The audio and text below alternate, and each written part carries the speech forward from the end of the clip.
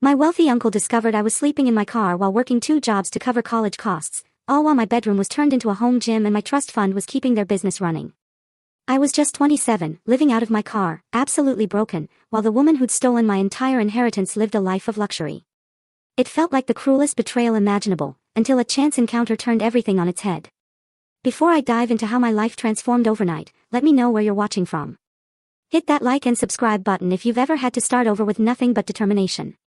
My name is Samantha, and my earliest memories are painted in the warmest colors. I grew up in a quiet suburb of Boston, in a home that just radiated love and security. My dad, David, was this incredible man. He built his construction supply company from the ground up, working hard but always making time for me. Sundays were our sacred ritual: pancakes, the park, and a movie night. Those simple things meant the world to me. My mom, Catherine, she was the heart of our home. She had this magical way of making everyone feel special. She volunteered at my school, knew all my friends, and never missed a single one of my performances. Her chocolate chip cookies. Legendary. Our house was the gathering spot. I still remember helping her plant flowers in her beautiful garden. She used to say watching things grow taught patience, a lesson I'd truly come to understand later. We lived comfortably, never wanting for anything. My lavender bedroom, the window seat Dad built where I'd get lost in books, and every birthday, waking up to streamers and balloons, thanks to their late-night decorating efforts. Those little gestures, they spoke volumes. Dad's older brother, Walter, was a successful real estate developer. Uncle Walter lived in a mansion, traveled the world, but despite the different lifestyles, he and Dad were incredibly close. Every Thursday lunch, a tradition for years. Uncle Walter never had kids, so he absolutely doted on me. My 10th birthday. He took our whole family to Disney World. I still cherish that memory. Family holidays were epic. Thanksgiving at our place, Christmas at Uncle Walter's. Mom would cook for days, and Uncle Walter's parties were always so elegant, with a tree that touched the ceiling. Those gatherings, they made me feel like part of something truly big. What I didn't realize then was that my father was meticulously planning my future. The day I was born, he set up an education trust fund. Every single month, he added to it, sometimes sacrificing his own comforts to make sure it grew.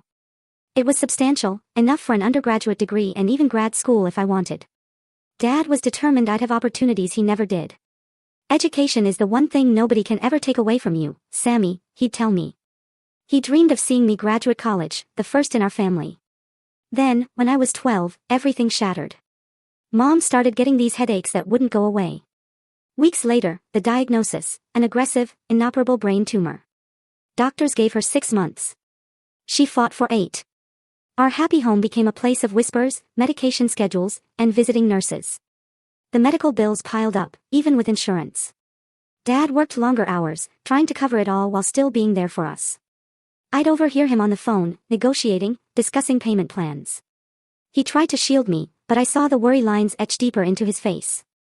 I grew up so fast during that time. Other 12-year-olds were having sleepovers. I was learning to check Mom's meds, help her to the bathroom, to be strong when she couldn't. Dad taught me to cook, to do laundry, to keep the house running. We became a team, united by our love for Mom.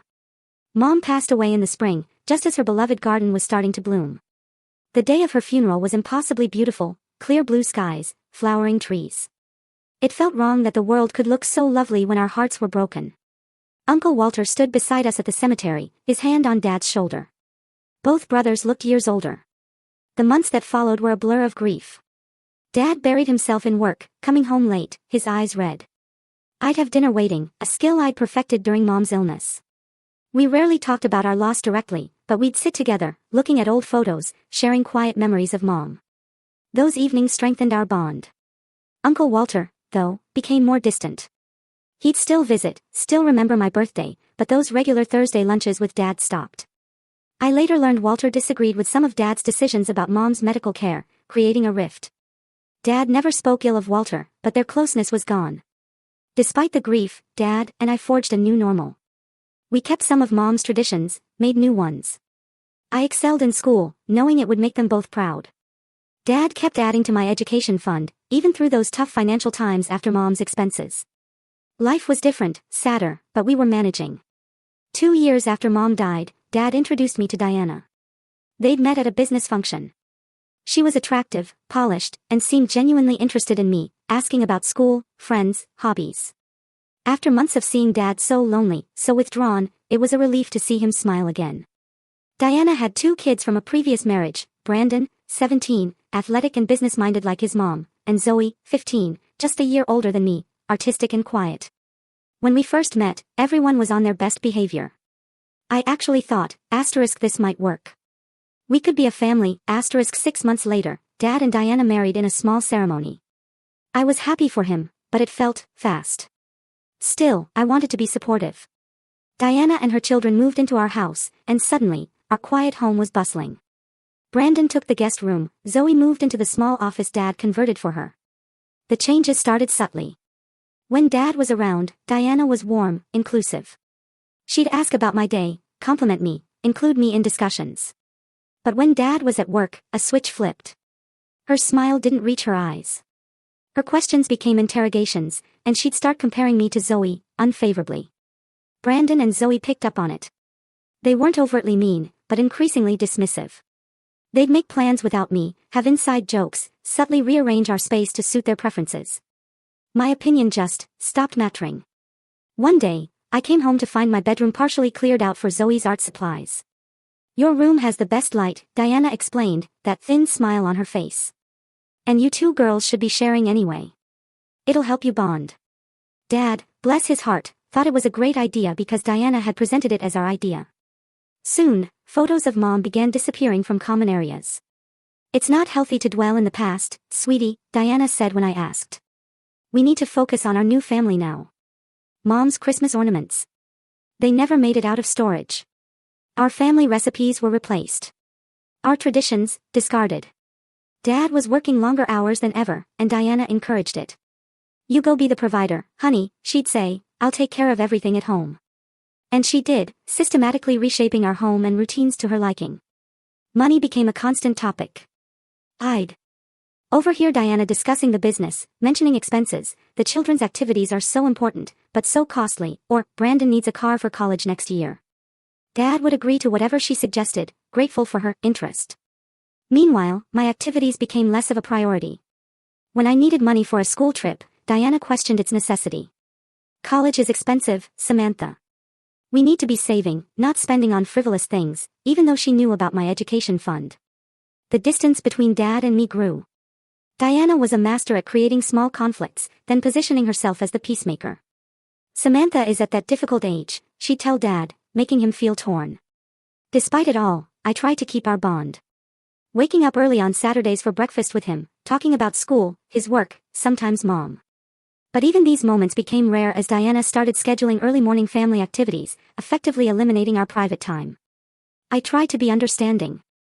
Dad seemed happy, or at least content. After Mom, he'd been so sad, and I didn't want to disrupt his newfound stability. So, I adapted, kept my head down, focused on school, and dreamed of college, my escape. About a year after the marriage, the family business started showing signs of trouble. Dad brought work home, worried. Diana would bring him coffee, massage his shoulders, assuring him she was there to help. She started accompanying him to meetings, positioning herself as his partner. By the time I was 16, I truly felt like a guest in my own home. My bedroom, now shared with Zoe, was redecorated to her taste. Family meals revolved around their schedules. My achievements were acknowledged, but quickly overshadowed by updates on Diana's children. It was clear who the real family was, and I wasn't truly part of it. Then, during my junior year, the call came. I was in chemistry class when the secretary appeared, her face grim. In the principal's office, I heard the words, "accident, critical condition." Dad had been hit by a driver who ran a red light. Boston Memorial Hospital. Diana was already there when I arrived, Brandon and Zoe beside her. She was composed, authoritative, talking to doctors. She barely nodded at me. The doctor was saying words like, internal bleeding, and minimal brain activity. I stood frozen, unable to process it. They let me see him briefly. Dad was hooked up to so many machines, his face bruised beyond recognition. I held his hand, still warm but unresponsive. I told him I loved him. I reminded him of our beach trip, building sandcastles. I promised to make him proud. I don't know if he heard me, but I needed to say it. 3 hours later, he was gone. Just like that, my father, my rock, my last parent, left this world. I was 17, and utterly alone. The hospital waiting room became a blur. Uncle Walter appeared, looking shocked and older. He hugged me tight, whispered, "I'm so sorry, Samantha." But Diana quickly intercepted him, pulling him aside. I didn't see him again until the funeral. The days that followed were surreal. Diana took charge of everything, rarely consulting me. The service was at a church Dad had never attended, with a minister who'd never met him. Diana chose an expensive casket, elaborate flowers, presenting herself as the devastated widow. Her tearful speech was about their brief, passionate marriage, positioning herself and her children prominently. I sat in the front row, numb, disconnected. This wasn't a tribute to my father. No mention of his jazz music, his terrible dad jokes, his heart-shaped pancakes. The man being eulogized felt like a stranger. Uncle Walter was there but kept his distance from Diana. After the service, he pressed a card into my hand. "Call me when things settle down," he said quietly. "We need to talk." Before I could respond, Diana was at my side, steering me toward relatives. 3 days later, we met Dad's lawyer for the will reading. I learned Dad had updated his will after marrying Diana. The family business went to her, with the understanding it would eventually pass to me. The house was also Diana's, but I could live there until I finished college. Most importantly, my education trust fund remained intact, but with Diana as trustee until my 25th birthday. The lawyer said it was substantial, enough for an elite university and grad school. There was also a separate inheritance for me at 25. Diana nodded, occasionally squeezing my hand, her grip almost possessive. Leaving the office, she immediately started talking about managing these assets responsibly during difficult economic times. The change in Diana was immediate, complete. That very evening, she called a family meeting. Brandon and Zoe flanked her on the sofa, a united front. I sat alone in Dad's favorite armchair. "Now that the formalities are behind us," Diana began, her voice businesslike, "we need to discuss practical arrangements. Samantha, you'll be moving to the smaller bedroom upstairs. Brandon needs your room since he'll be commuting to college and needs space for his workout equipment and study area." When I protested, said it was my childhood bedroom, full of memories, her expression hardened. "This house belongs to me now, and I will decide how the space is used. Your father would want what's best for all of us, not just you." That night, Brandon and Zoe helped their mother move my belongings to the converted attic room, sloped ceilings, poor heating. Many of my things mysteriously disappeared, including Mom's keepsakes and photos of our original family. Within weeks, all visible traces of my parents' life together were erased. Family photos were replaced with new ones, featuring Diana, her children, and occasionally Dad.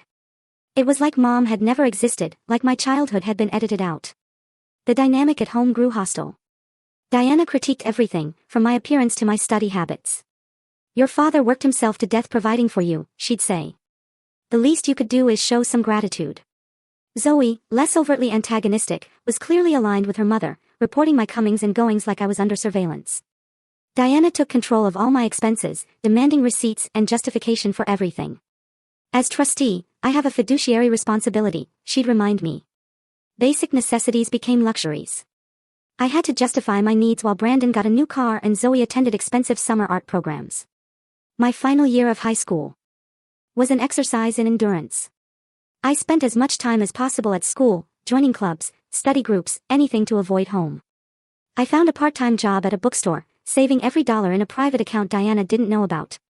I focused intensely on academics, knowing a scholarship meant independence. Each acceptance letter was a promise of freedom. Northeastern University, my first choice, accepted me. It should have been pure joy. I opened the thick envelope alone, tears streaming, feeling Dad's hand on my shoulder, hearing his, "I knew you could do it, Sammy." The reality check came when I told Diana. She glanced at the letter, unimpressed. "Northeastern is very expensive," she said. "I'm not sure your trust can cover that, especially with the business struggling. Perhaps you should consider community college." I stood my ground, reminding her Dad specifically saved for a good university. The trust fund was adequate. Diana reluctantly agreed but made it clear every expense would be scrutinized. "As trustee, I need to ensure the money lasts all 4 years," she said. "No extravagances." The battle for each semester's tuition was grueling. Diana demanded extensive documentation for every fee. Textbooks were unnecessary expenses. When I needed a laptop, she insisted I use the family's old desktop. Each discussion ended with her reminding me how generous she was, how grateful should be. Despite the challenges, those first 2 years at Northeastern were a respite. I lived in a dorm, shared a small room with Jessica, who became a great friend. That cramped space was paradise compared to Diana's house. I threw myself into studies, joined organizations, building a life independent of her. I limited visits home to major holidays. Each return was harder. Diana would catalog my disappointments, then detail Brandon's business school success, Zoe's art flourishing. My room, each time, was further emptied, my things relegated to garage boxes. The summer after sophomore year, I found an internship, staying in Boston. Diana was displeased but couldn't argue with professional experience. That summer, I tasted true independence, managing my own apartment sublet, my own budget, without her interference. Then, during my junior year, everything changed. Diana called me for an important financial discussion. At the dining room table, spreadsheets laid out, she explained the family business was in trouble. The economy has hit us hard, she said, though I'd read the construction industry was booming. We need to make some difficult decisions about expenses. The difficult decision was a dramatic cut to my educational funding. Diana claimed the trust was underperforming, that they needed to reallocate resources. My tuition would be covered, but housing, books, all living expenses were now my responsibility. When I asked to see the statements, Diana became defensive. I don't appreciate your lack of trust, Samantha. Your father appointed me because he knew I'd make responsible decisions. If you can't accept that, perhaps you should pay for college entirely on your own. Desperate, I consulted a legal aid office.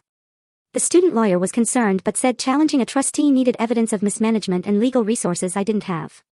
Without access to the actual records, there was little I could do but adapt. I picked up extra hours at the campus bookstore, found a second job waiting tables. My grades suffered, balancing work and studies, but I was determined to finish. I cut every expense, eating most meals at work, buying used textbooks. When summer came again, I had no choice but to return to Diana's house, temporarily, while I looked for affordable housing. What I found shocked me to my core. My bedroom had been completely converted into a home gym, centered around an expensive, brand new treadmill and weight set. No bed, no desk, no sign I'd ever lived there. My remaining possessions were boxed, moved to the garage, many damaged by moisture or missing entirely. When I confronted Diana, she seemed surprised by my reaction. "You're hardly ever here," she said dismissively. "It made no sense to keep a room empty when Brandon needs a place to work out. You can sleep on the sofa while you're visiting." That evening, as I sorted through my damp boxes in the garage, I overheard Diana and Brandon in the kitchen. They didn't realize I was within earshot. "The trust fund has been a lifesaver," Diana was saying. "Without it, we would have lost the business last year." "How much longer can we keep using it?" Brandon asked. "Until she turns 25 or graduates. The terms are specific, but I've been careful, moving small amounts at a time. By the time she could challenge anything, the money will be fully integrated into the business." "What if she figures it out?" "She has no proof, no resources to fight us legally. Your father was meticulous with paperwork. On paper, everything looks legitimate, investments that didn't perform as expected." I felt physically ill. They were systematically stealing my inheritance, the money Dad had saved for my future. The business trouble was a lie, an excuse to appropriate my trust fund for their benefit. I had been so naive, trusting her to honor her obligations. That night, sleeping on the uncomfortable sofa in what had once been my home, I made a decision. I wouldn't confront Diana directly. Not yet. I would find a way to support myself completely, document everything, and build a case for when I did have the resources to fight. I wouldn't give her any reason to cut me off entirely. The next morning, I told Diana I'd found summer housing in Boston with friends. It was a lie, but I needed to escape before my anger betrayed me. I packed what little I could salvage from the garage, said a cold goodbye to the family that had never truly accepted me, and drove back to the city with no real plan, just a desperate need for survival. My first night in my car, parked in a Walmart lot on the outskirts of Boston, was a terrifying wake-up call. Every sound made me jump, every passing car a potential threat. My trusty Honda Civic, a 16th birthday gift from Dad, became my only home.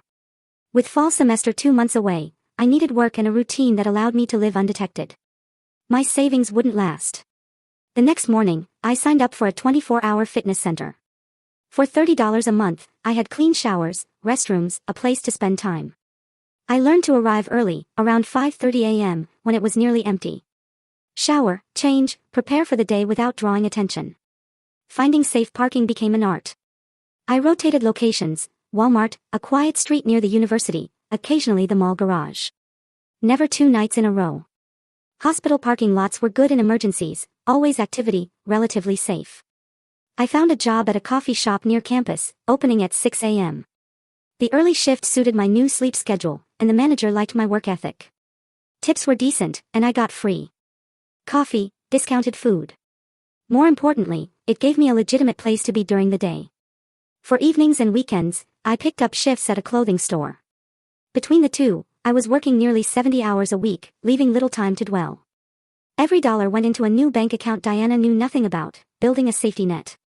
The physical toll was immense. My back constantly ached from sleeping in the car seat. Summer in Boston meant stifling heat and humidity, making sleep difficult. I kept windows cracked, worrying about security. Rainstorms were the worst, filling the car with moisture.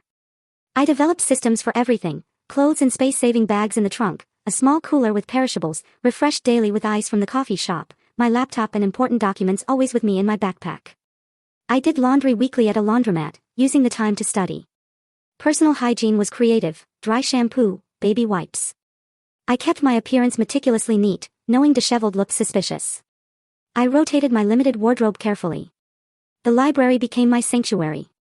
Air-conditioned, quiet, free. A place to study, use Wi-Fi, just be. I'd arrive when it opened, often stay till closing. The librarians knew me as a dedicated student, never suspecting. Restrooms were a constant concern. I mapped out every public facility with decent privacy. Coffee shops, bookstores, certain fast food places became reliable stops. Meals were about economy. Coffee shop breakfast, often leftovers. Lunch, peanut butter sandwiches, energy bars. Dinner, ready-made salads or sandwiches from the grocery store, eaten in my car or on a park bench. As summer progressed, I became proficient at this nomadic existence. But the loneliness was crushing. I spoke to people all day, but couldn't share my truth. My college friends were away, and I avoided their calls rather than lie. Pride and shame kept me isolated, determined to solve my problems alone. When fall semester began, I added classes to my overwhelming schedule. I rushed from morning classes to afternoon shifts, studied late in empty campus buildings, then returned to my car to sleep. My professors noticed. My work, once exemplary, was now adequate. I looked perpetually tired. Dr. Patel, my marketing professor, asked me to stay after class. "Samantha, is everything all right? Your last paper wasn't up to your usual standard, and you seem exhausted." I manufactured a story about working extra hours for grad school, assuring her I was managing. She didn't seem convinced but didn't press. She did, however, extend my deadline, a small kindness that brought me to tears when I was finally alone. As autumn turned colder, new challenges emerged. My car's heater worked, but running it all night wasted precious gas. I invested in a high-quality sleeping bag, layered clothes. On the coldest nights, I splurged on a cheap motel, justifying it for my health. I became an expert at campus resources: microwaves in the student center, lockers in the rec building, computer labs for assignments. I took advantage of every free food event, often wrapping extra portions. Through it all, I maintained an appearance of normalcy. To classmates and co-workers, I was just a hard-working student. No one suspected that after my shifts, I had no home, no bed, no family supporting me. I had been living this double life for over 3 months when fate intervened in the form of Uncle Walter.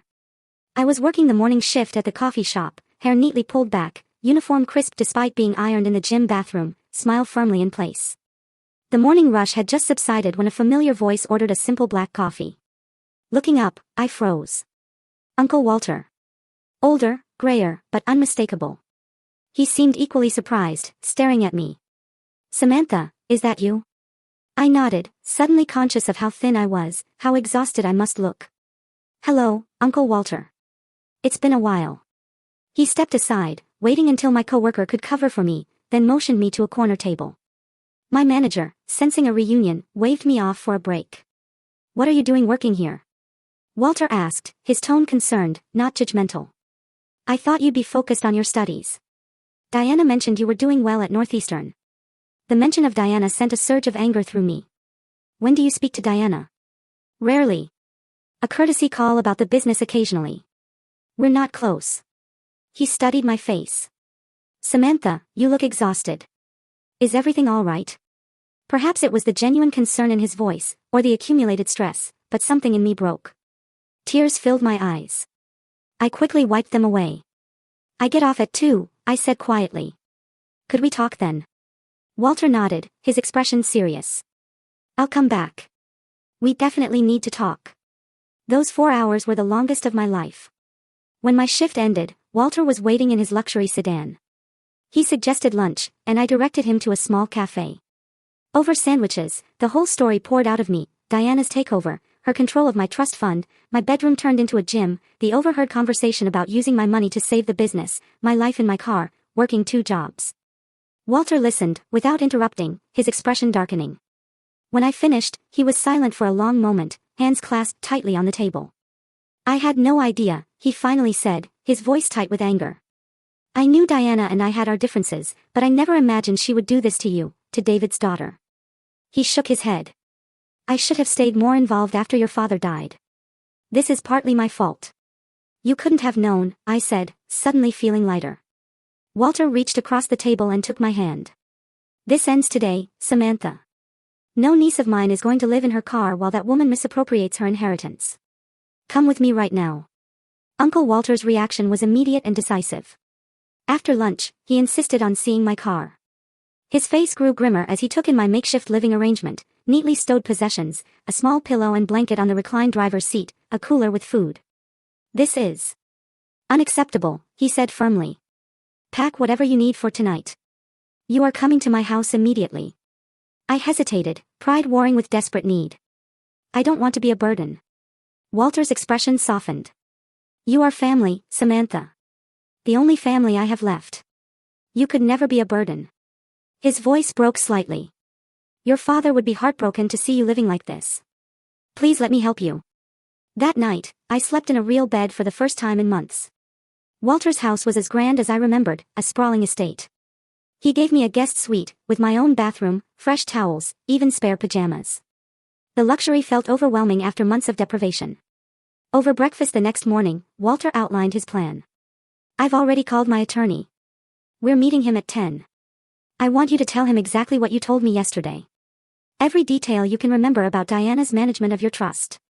Walter's attorney, Mr. Greenberg, was a sharp-featured man with piercing eyes and a reputation as a formidable litigator. He listened intently, taking notes. Based on what you have described, he said when I finished, we have strong grounds to petition for Diana's removal as trustee. The conversion of trust assets for personal or business use is a serious breach of fiduciary duty.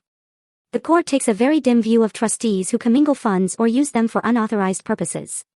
What about the things Diana said about investments not performing well? I asked. Mr. Greenberg smiled thinly. Financial records do not lie, Miss Roberts. If Diana has been transferring money from your trust to the business, there will be a paper trail.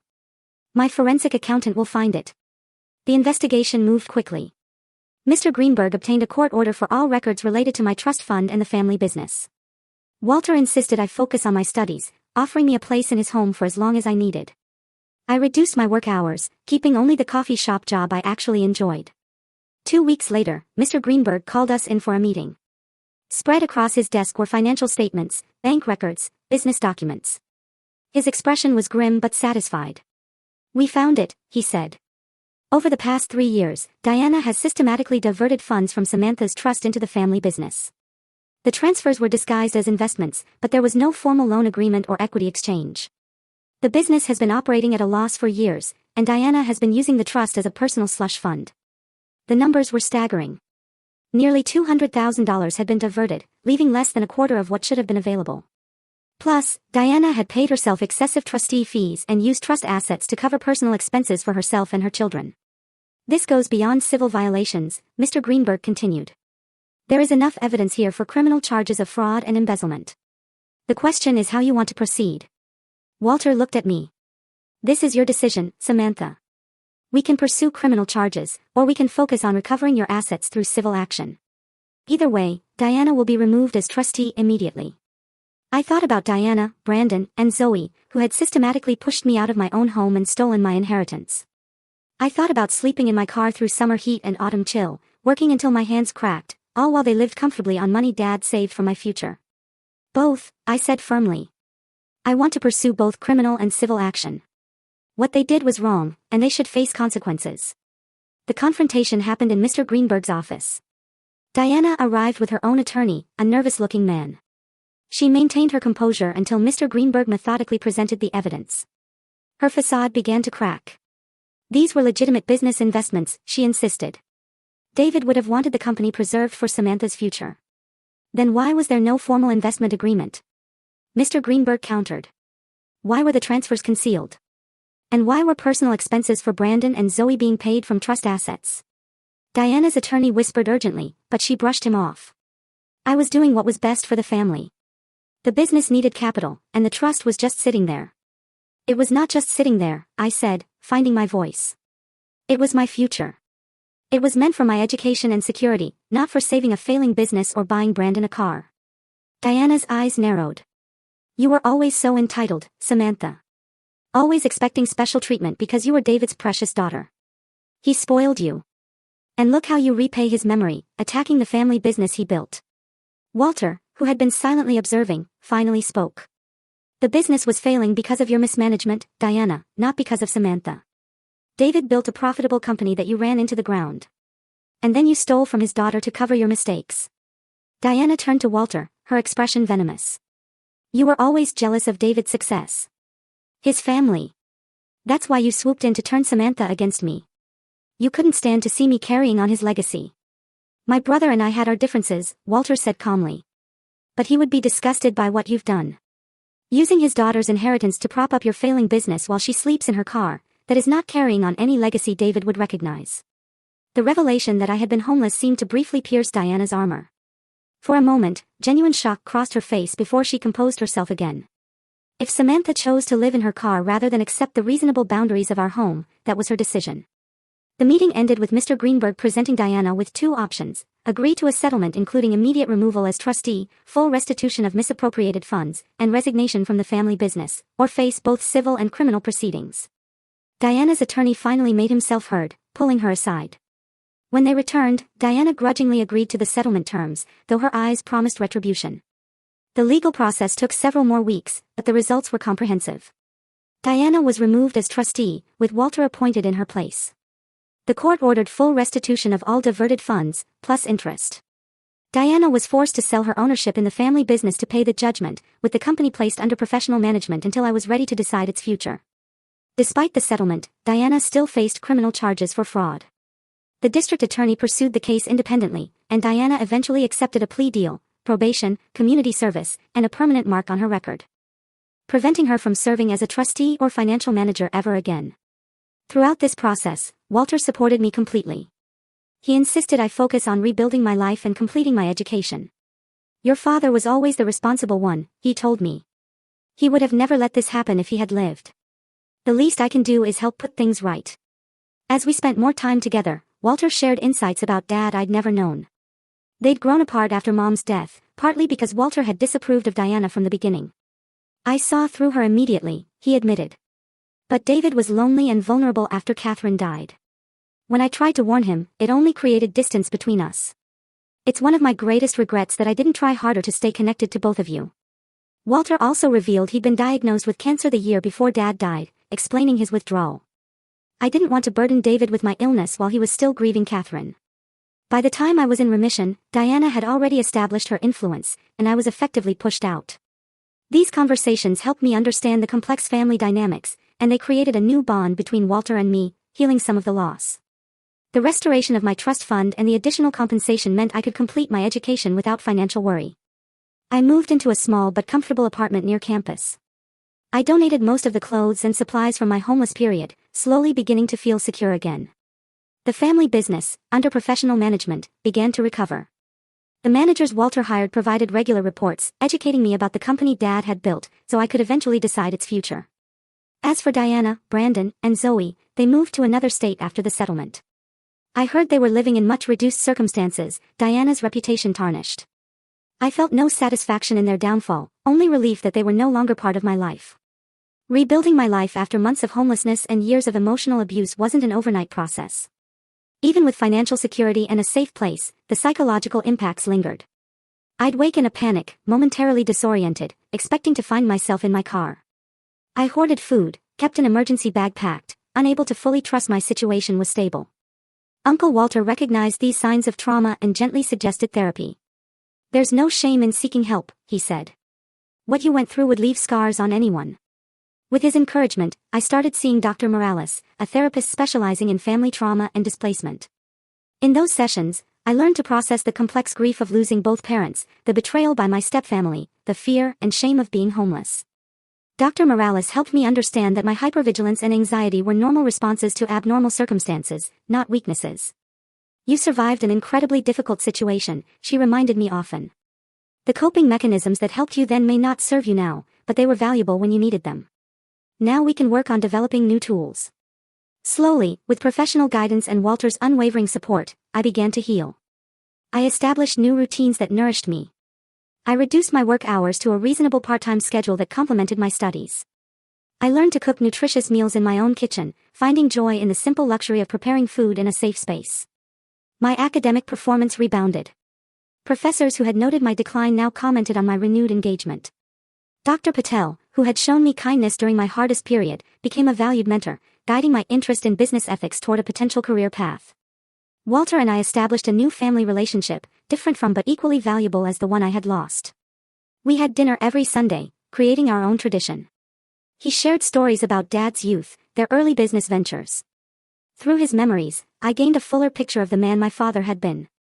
The legal resolution with Diana provided not just financial restitution, but validation. The courts recognized the wrong done to me, affirming I hadn't imagined the mistreatment. This official acknowledgement helped counteract years of gaslighting. As my immediate crisis receded, I began volunteering at a youth shelter, using my experience to help others facing housing insecurity. I understood their pride, their shame, their desperate need for normalcy in a way most volunteers couldn't. Without revealing all the details, I could offer genuine empathy and practical advice. This work eventually led to a part-time position coordinating services for college students experiencing homelessness, an invisible population larger than most people realize. The work was meaningful and healing, allowing me to transform my painful experience into something constructive. My academic focus shifted. I added courses in nonprofit management and social entrepreneurship, envisioning a career balancing financial success with social impact. My senior thesis examined housing insecurity among college students, drawing attention to a growing problem while proposing solutions. Graduation day was a triumph I had once feared might never come. Walter sat proudly in the audience as I crossed the stage to receive my diploma with honors. In that moment, I felt Dad's presence strongly. His dream for my education, finally fulfilled despite all obstacles. After graduation, I faced a decision about the family business. With Walter's guidance, I understood its potential and challenges. Rather than selling it or stepping directly into management, I chose a middle path. I retained ownership but installed an experienced management team, setting clear ethical guidelines and employee-centered policies. I would serve on the board, learning the business gradually, while pursuing my own career in social enterprise. The trust fund, once a source of so much conflict, was now under Walter's careful stewardship, with transparent reporting and joint decision-making. When I turned 25, the remaining inheritance transferred to my control, a prospect that no longer filled me with anxiety. Walter had taught me financial management skills Dad never had the chance to share. Throughout this journey of recovery and rebuilding, I learned profound lessons. I learned that family is defined by love and loyalty, not just blood. Walter became more family to me than Diana ever was, despite her marriage to my father. I learned the value of asking for help, a lesson that didn't come easily to someone who survived through fierce independence. Accepting Walter's assistance, Dr. Morales' guidance, my friend's support, it didn't diminish my strength, it multiplied it. I learned about the insidious nature of emotional abuse, how it distorts reality so gradually that victims often don't recognize it. This understanding made me both more compassionate toward others and more protective of my own boundaries. Perhaps most importantly, I learned that resilience isn't about weathering hardship alone, but about finding ways to keep moving forward despite obstacles. Sometimes that means sleeping in your car. Sometimes it means accepting a spare bedroom and legal help from a long-lost uncle. The strength isn't in the specific strategy, but in the refusal to surrender to circumstances. Today, 5 years after Walter found me at that coffee shop, my life bears little resemblance to my darkest days. I have a fulfilling career working with a foundation that addresses youth homelessness. I own a small but beautiful apartment in a city I love. I have meaningful relationships with friends who know my full story and love me anyway. And I have a relationship with Walter that has enriched both our lives immeasurably. The pain of my past hasn't disappeared entirely. I still have moments of grief for my parents, flashes of anger at Diana's betrayal, occasional nightmares about living in my car. But these emotional echoes no longer control my life or define my identity. They are simply part of a story that shaped me, but does not limit me. If you're facing your own impossible situation right now, please know that circumstances can change in ways you cannot imagine. The person who might help you could be someone you haven't spoken to in years, or someone you haven't yet met. The strength you need might come from resources you don't yet recognize. Have you ever experienced a moment when everything changed because someone noticed your struggle? Or have you been that person for someone else? Share your story in the comments below. Your experience might be exactly what another viewer needs to hear today. Don't forget to like and subscribe if this story resonated with you, and share it with someone who might need a reminder that even the darkest situations can lead to unexpected light. Thank you for listening to my story. Take care. Good luck.